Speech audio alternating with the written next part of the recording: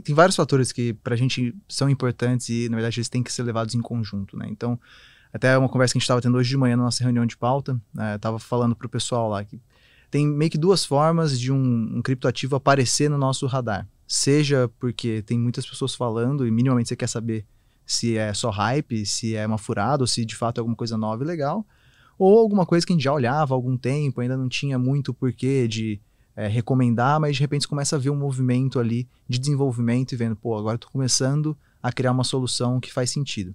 Então a gente olha muito assim, primeiro, né, como se você fosse olhar uma empresa. O que esse negócio faz? Para que serve? Tem utilidade? Não tem? Quem são as pessoas que estão desenvolvendo? Então, se fosse olhar para uma empresa, qual que é o board dela, né? Qual é o CEO, CTO, o que ela faz? Olhar os desenvolvedores, as pessoas que estão envolvidas.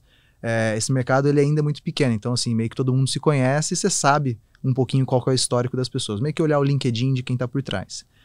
E daí olhar, tá bom, se eu tenho pessoas legais, eu tenho uma proposta de valor boa, como é que esse negócio vai resolver de fato o problema das pessoas ou um problema do mercado?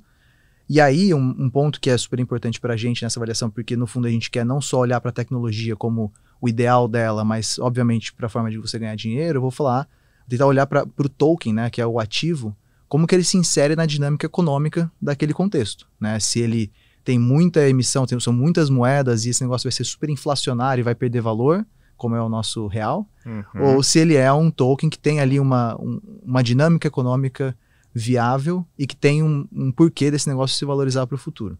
Então, quando a gente junta essas pontas, né, da tecnologia, do histórico, das pessoas, da proposta e da dinâmica, quando a gente consegue fechar isso de uma forma legal, você fala, pô, aqui eu tenho uma boa oportunidade. Se vai dar certo? Obviamente não sei, mas é uma forma de eu me expor a um potencial de valorização interessante. Certo. Se for traçar um paralelo com o mercado mais tradicional, por exemplo, o mercado de ações, o que a gente pode colocar de equivalência ali, avaliando uma empresa, avaliando o criptoativo, desses pontos que você colocou?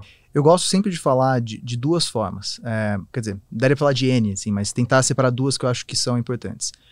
Uma seria você olhar uma empresa da Bolsa de Valores. Então, assim, é um mercado mais consolidado, a empresa já tem capital aberto, você tem um monte de dados para auditar daquela empresa, você sabe quanto que é a receita dela, porque ela é obrigada a informar isso, você sabe qual é o valor de mercado, você sabe quais são os projetos que estão rolando e por aí vai. Em alguns projetos um pouco mais maduros e já operacionais em cripto, você consegue ter alguma medida de receita, alguma medida de lucro, alguma medida de valor e, eventualmente, até estabelecer alguns múltiplos ou parâmetros do mercado tradicional para tentar entender esse mercado. Né? O que dentro do mercado de bolsa de valores você falaria, por exemplo, o múltiplo de preço por lucro dessa empresa está baixo, então eu devo comprar porque ela está barata, eu posso, em alguns casos, fazer. Que ainda são mais as exceções, né? Ou talvez um nicho um pouco mais específico. De outro lado, eu associo bastante com o mercado de venture capital, que aí não é o mercado de bolsa ainda, né, mas é o mercado mais de startups, de empresas que eventualmente até estão pré-operacionais.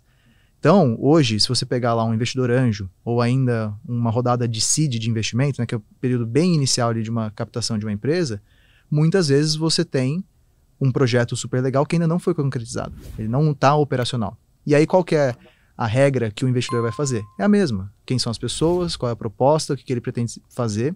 Então, assim, não é distante do mercado tradicional. Só que a gente, por ter um mercado que ele é muito aberto a novos investidores, a gente tem essa oportunidade de, como investidor pessoa física, varejo, conhecer um projeto antes mesmo dele alcançar o mainstream, que no caso da Bolsa, muitas vezes a gente só conhece depois que ela já fez o IPO. Na maioria das vezes, né? Só vai ouvir falar quando ela faz isso. Agora, você falou 2 vezes sobre projeto. Quem está no mercado, quem conhece um pouquinho mais, sabe do que se trata. Mas quando a gente fala projeto para um leigo, por exemplo, significa o quê? O que é esse projeto? Como explicar? Tá, vamos voltar então para o Bitcoin, que é o ativo mais conhecido e o maior em valor de mercado. O projeto do Bitcoin ele tem uma história muito legal, né? Acho que não cabe aqui ficar contando ela inteira, mas é uma história meio de filme, né? Então, lá na crise de 2008, os bancos quebraram, você teve toda essa crise se desencadeando, e surgiu um tal de Satoshi Nakamoto, meio que com uma bandeira de, cara, vamos acabar com essa palhaçada aqui que tá rolando do sistema financeiro, e vamos criar um sistema eletrônico de pagamento que vai ter uma emissão fixa e que esse negócio vai ser totalmente auditável, seguro. Criou-se o Bitcoin. Ali era uma ideia. E daí em diante se criou um projeto, que nada mais é que existe um software, né, um código, que foi proposto, E de repente, né, dali para frente, como é um negócio aberto, a comunidade ela pode se envolver e pode começar a criar soluções em cima disso. Então, desde 2008, 2009, quando o Bitcoin surgiu, até hoje, dia a dia tem pessoas desenvolvendo novas soluções ali em cima. Então, isso é um projeto que é de fluxo constante, sempre vai ter coisa sendo feita, né? Alguns projetos, eles vão parar no meio do caminho, principalmente porque eles não têm tanto valor, mas não têm, sei lá, aderência na comunidade. O Bitcoin é um desses que está aí perdurando. Daí eu vou lá e vejo o segundo maior ativo em valor de mercado, o Ethereum. Também é uma proposta de uma tecnologia que a comunidade pegou e começou a criar soluções em cima. E aí eu gosto muito de olhar para o Ethereum, por exemplo, como uma internet, uma infraestrutura muito grande. De repente você pode criar os sites que seriam da internet, que são as aplicações. Então, de novo, são novos projetos que vão surgindo. Então, quando eu penso em projeto, eu estou falando como se fosse uma startup, é que eu não uso esse nome porque não é o conceito de uma empresa, não tem um CNPJ, mas é um projeto de pessoas que estão se ajudando mutuamente a criar soluções por meio da tecnologia.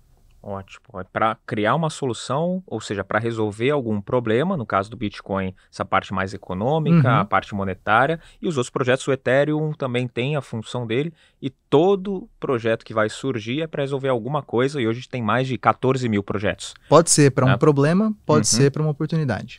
Certo. Tem as altcoins, as stablecoins, então cada uma vai ser para uma função. Exato.